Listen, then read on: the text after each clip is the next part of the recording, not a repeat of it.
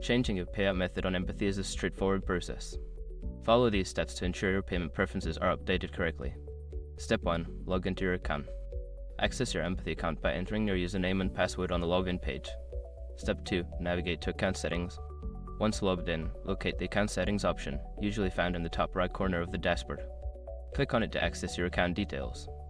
Step 3. Select Payout Methods. Don't continue before doing this. A lot of online accounts end up exposed in breaches without people even realizing it. Use SROP to constantly monitor your email and accounts and get alerted immediately if your information gets leaked online. It scans billions of breach trackers 24/7 in the background. And honestly, for a few dollars a month is something everybody should probably have. Link in the description. Step 4. Update your payout method. Choose the option to add or edit your payout method.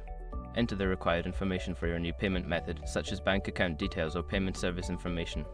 Step 5. Save changes. After entering your new payout method, ensure you save the changes. Look for a confirmation button or prompt to finalize the update.